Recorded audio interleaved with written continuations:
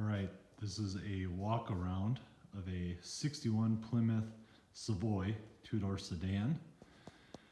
This is a Slant Six 3-speed on the column car. I'm reparting it out because it's just in pretty rough shape. Might as well start out with some of the bad stuff.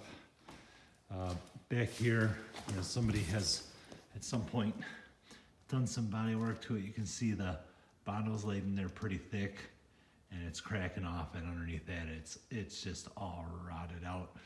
This stainless steel trim piece here on the rear quarter is actually really nice, as is the stainless, and all the glass in this car is in good shape. The trunk lid is pretty straight. It has some dents and dings. If I try to get down the stainless trim on the side, on the end here, it's got some dents and dings in that. I think if you had a straight piece of stainless, the trunk lid itself would be fine. It actually does have a rod out spot right here. But again, I don't think any of that is actually visible externally in the car. The trunk floor is not as nice as I thought it was.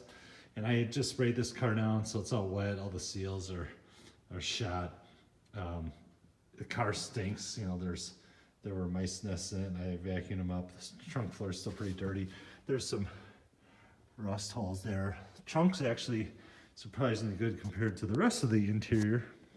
If I look down the back of the car, my backup lights are in actually good shape, and this panel here is actually in really good shape, other than a couple small dents right there. And these corner pieces are in good shape here. This spear down this rear quarter is good, and other than that corner right there, I'm sure this piece could probably be repaired. These taillights are pretty nasty, but there are some chrome Fury taillights that are with the car that can be sold. The rear bumper is pretty twisted up and mangled, not very straight. I don't think it's worth saving. This side, again, it looks better than it really is. There's Bondo in there, and it's bubbling through all over the place. Down in the lower rear quarter, in front of the tire there, it's pretty bad. Again, stainless steel trim around the windshield here. It's in good shape. Roof's nice and straight. If somebody wanted a roof, when I get this car torn apart, I'd just sell the shell that's left. This door, and both doors are actually in pretty decent shape. I don't want to open it because this one sags pretty bad because the rocker panel is really rotted out over here. And the car is not in very good shape structurally. Again, all the glass is in the car, and the glass is fine. With front windshield, all the trim's there. This centerpiece that's missing is actually laying right there on the dash. Wipers are good. This little cowl is good, other than one little bent piece right there, which could probably straighten back out. Fenders on this car are actually pretty good. They don't appear to be rotted out up here like they typically are. There is a little bit of rust and a dinger down there on this side of the car, but actually the fender seems pretty good. Front trim, again, there's dingers in this. This little end piece that wraps around appears to be in pretty good shape. All my headlight rings are pretty messed up, which is unfortunate. The front bumper, someone added these like J.C. Whitney bumper bombs, so they put holes in the bumper. This one's bent up, but that piece of the bumper, it's in 3 sections, 1, 2, 3. That section would have been nice had they not drilled a hole through it. So the center section looks better than it is because it's actually bowed down in here.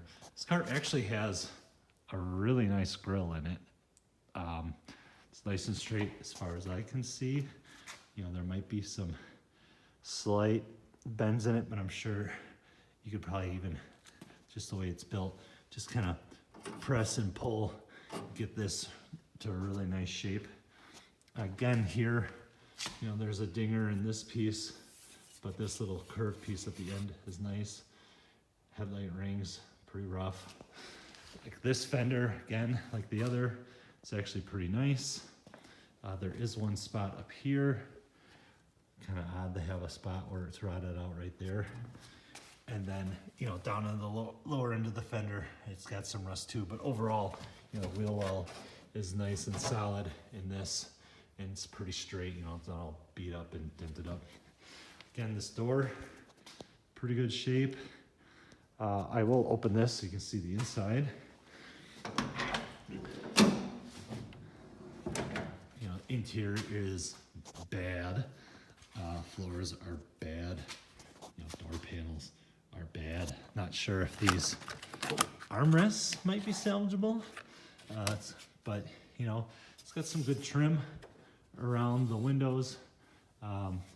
Vent windows, handles and cranks are fine. They're not great, but you know, for a driver quality car, if you needed one, it'd be fine. The bottom bench of the seat is behind the car. I took it out for, you know, kind of cleaning and smell. This car does have, I'll get in here, it does have rear defrost. There's a bezel right there, it's hard to see. You can see all the mouse turds and stuff. This car's pretty gross. But that's got to be a pretty rare option. The back seat, the floors, you can see are real bad right there. The first floor is over there. A lot of daylight, and you can see even the lower rocker panel, the inside is just completely gone. Floor up here is really nasty. I'm sure this piece is hiding some greater nastiness. The dash, unfortunately, it's got a big dent in it right by the speaker, and it's got a 57 Plymouth steering wheel in it. Again, 3-speed on column. I will get in here. Hopefully I won't snag myself on this bench. But this is it. Pretty simple. This car said like 34,000. I'm sure it was 134. And the switches are in here. This lower panel on the dash, it's hard to see, is in good shape, but I don't know if they hacked it up to put this crappy aftermarket radio in it. Glove box door is fine, but up here it's all rusty. Again, it's dented in up here. It's really shallow. I don't know if it can be fixed or not. And the speaker grill is missing, as is pretty typical. There's a, believe it or not, I think it's a day-night mirror up here. Not much left of the sun visors. No headliner or headliner bows in this car. And I think I want to get out of here because it stinks.